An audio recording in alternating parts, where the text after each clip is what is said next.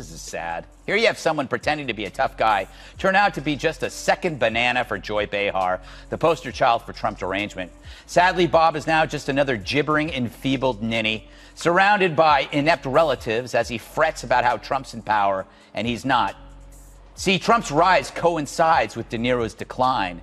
And the person who knows it most is De Niro. He's a fine example of how not to turn loss into bitterness. There are plenty of people who don't like Trump, but don't let it warp their minds or their ability to speak aloud among grown-ups or The View. But the Schiffs and De Niros of the world are emotionally damaged by politics to a point where they can't even assess their own emotions. What happens when Fox News' fiery, fun-sized powerhouse Greg Gutfeld goes head-to-head with Hollywood's grumpiest grandpa, Robert De Niro? You get a verbal beatdown so ruthless, it made Raging Bull look like a relaxing yoga retreat. De Niro tried to flex the tough guy routine because that's the only card he knows, but Gutfeld stormed in with sarcasm, wit, and a knockout punchline that left Bobby frozen in silence.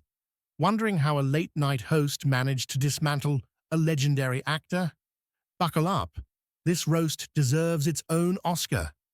Once upon a time, in the fading kingdom of forgotten Oscars and long-lost glory, Robert De Niro decided he wasn't just an actor anymore. No, he anointed himself the grand spokesman for moral righteousness, political wisdom, and Hollywood-fueled outrage. Because clearly, when a nation is drowning in real problems, what it truly needs is an 80-year-old movie star yelling from the penthouse of his Manhattan high-rise about how the rest of us are living life all wrong. Last night, an elderly, confused man went missing in New York. Luckily, a band of self-satisfied elitists found him babbling on the street, threw some pants on him, gave him a stage. Oh my God. I'm going to say one thing. Trump.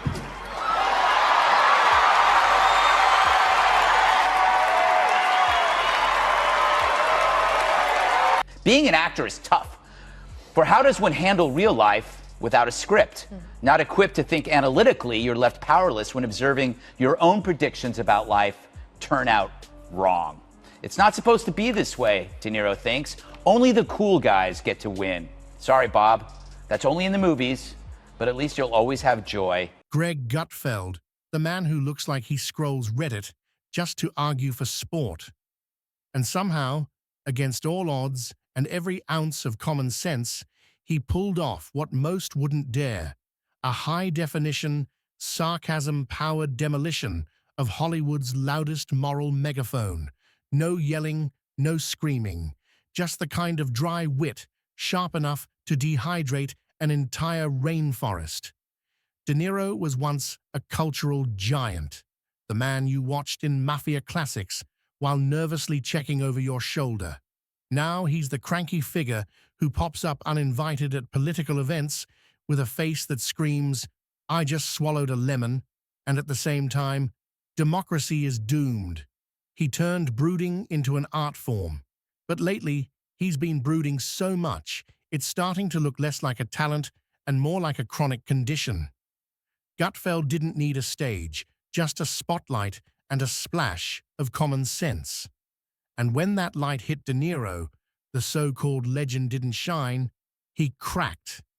Peel back the layers of angry Hollywood elite energy, and what you find is a man whose version of connecting with everyday Americans is yelling at them in interviews no one asked for.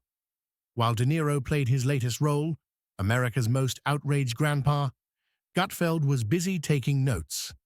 Not for acting tips, but to study a rare species, the unintentionally hilarious celebrity. A creature that thrives at award shows, grows loudest during election seasons, and survives solely on self-importance. De Niro has mastered the art of talking down to people from a golden stage, convinced every word is a monologue and every audience is captive. But this time, someone in the back row raised a sarcastic eyebrow, and it belonged to Greg Gutfeld. And make no mistake, Robert De Niro graced the knitting circle in hell known as The View, where he tried to link random thoughts into a sentence. Joy was there to wind him up, since he's played some of the most unredeemable characters. You have played some of the most really unredeemable characters. Travis Bickle. Travis Bickle was a psychopathic taxi driver. Jake LaMotta, who used to beat his wife, and he was in The Raging Bull. Is Trump worse than they are? To me, he is. Gutfeld didn't fight him with fury. He fought him with eye rolls. Gutfeld simply pointed out the reality everyone was already thinking, but too polite to say. How bizarre is it that a man who's spent decades pretending to be other people suddenly believes he's uniquely qualified to lecture the public on who they should be? That's not just irony, it's irony in a tuxedo crashing a charity gala. And what really sealed it was the contrast. De Niro delivered his rants with the emotional range of a soap opera character discovering an evil twin, while Gutfeld countered with the dry bite of someone reviewing a truly awful Yelp experience. De Niro puffed out his chest like a grumpy rooster who just discovered Twitter, while Gutfeld calmly outlined the disconnect. A man who hasn't set foot in a Walmart since VHS tapes were on shelves, now claiming to represent the working class. The math didn't add up. You could practically hear the crumble of legacy as Gutfeld exposed the ultimate sin: irrelevance. Not because De Niro aged, not because his acting prime is gone, but because he mistook fame for wisdom and celebrity for infallibility. And in Hollywood, that's not a slip-up. It's a terminal condition. And the crowd? They weren't offended. They were entertained. Because Gutfeld dared to say what everyone else was exhausted from ignoring. Hollywood's emperors march around in clothes that are flashy, pricey, loud, and utterly see-through. The comedy practically wrote itself. It kills me. Talk about persuasive. Really, I was on the fence about Trump, but then I decided to really listen to one of the great generational leaders of American pop culture. And the clenched fists at the end, that really drove it home. It looked like he was pressing a 2-pound weight in a Jenny Craig commercial. Oh, my God. Look at it again. It's so cute. It's like he found out the restaurant serves Jell-O, or that he won a $10 scratch-off, or he scored a cameo in Jersey Shore, or he had his first #2 in a week. Here stood De Niro, a man who hasn't touched a subway rail since the Reagan years, lecturing America about the struggles of the working class. Meanwhile, Gutfeld, a guy who probably has squared off with vending machines, fired off punchlines that actually landed with people who watch their grocery bills climb. De Niro's version of rebellion is scowling at cameras. Gutfeld's version is exposing that he's scowling at the wrong people. And the beauty?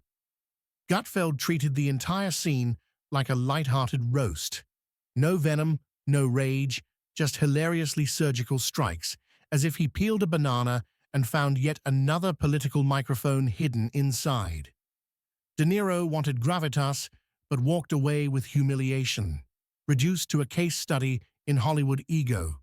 And Gutfeld? He didn't even need to bury him. De Niro handled that himself, just by proving his politics are about as deep as a high school debate team fueled on espresso shots.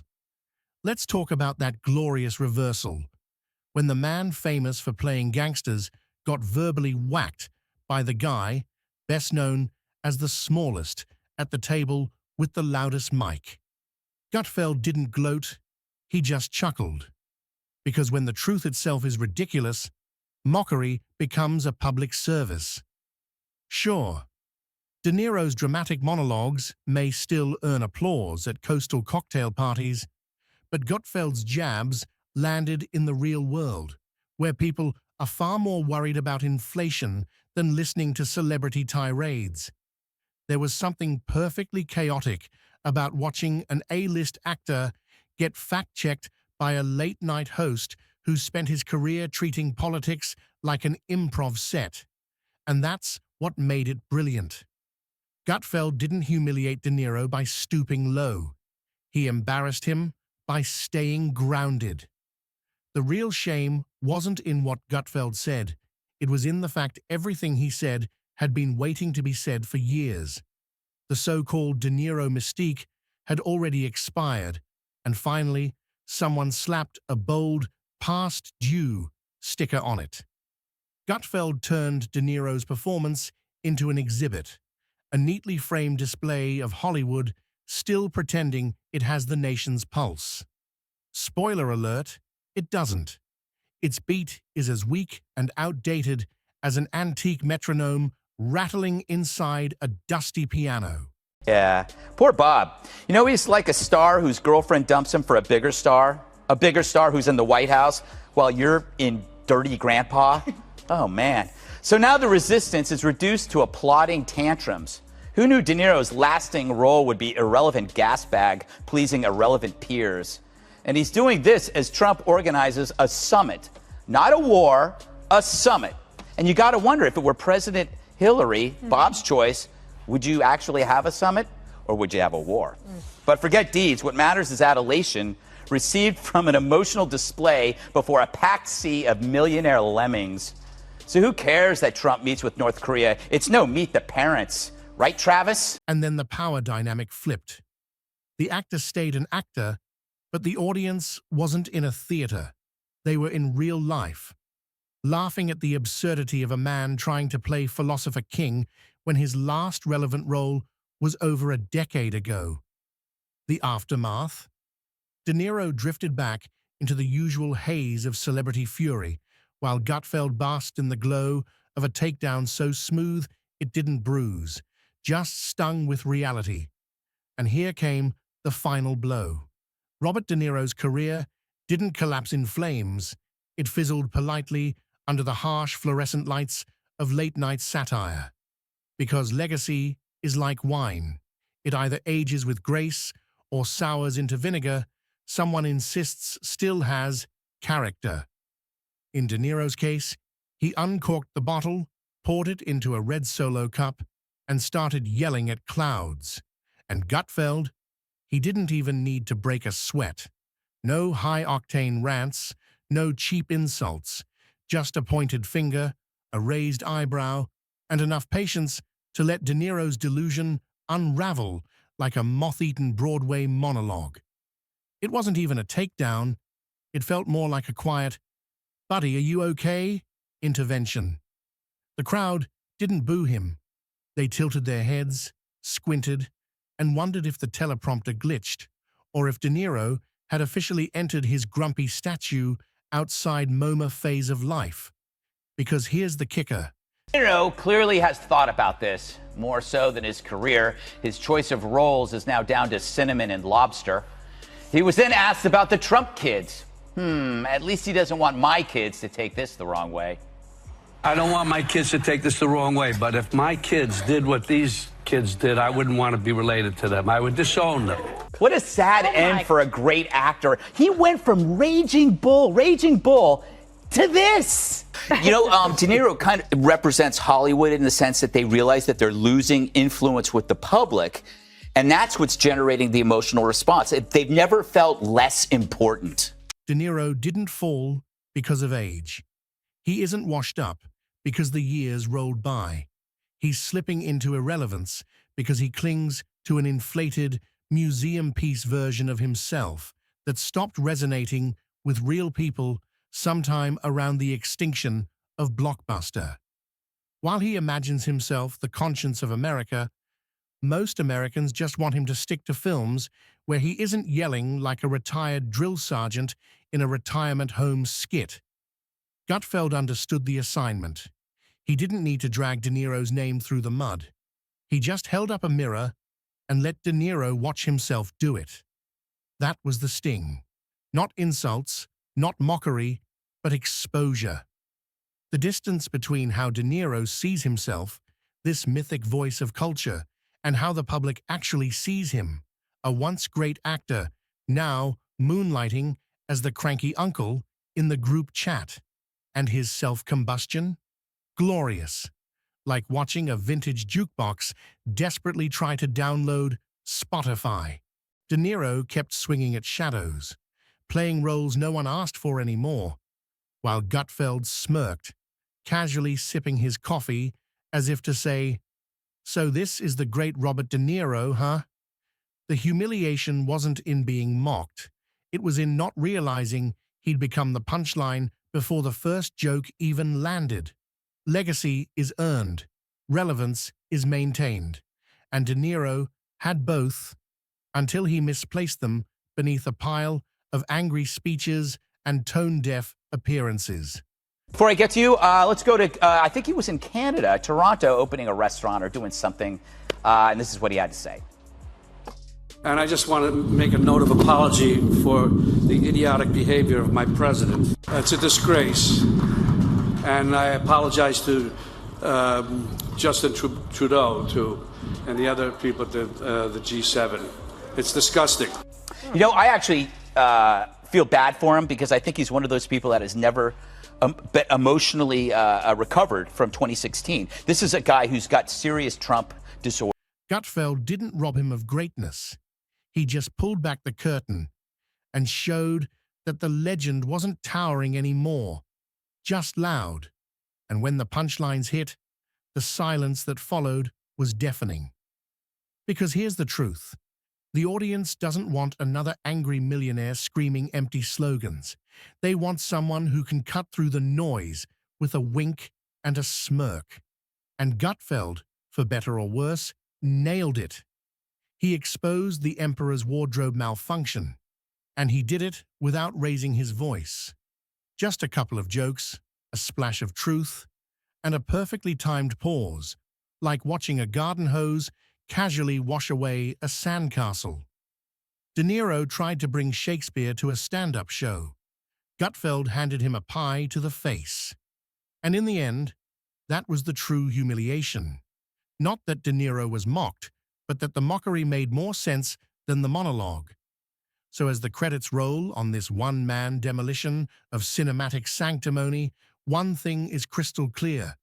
If Greg Gutfeld ever gets bored of late night, he could teach a masterclass in the comedic deconstruction of celebrity egos.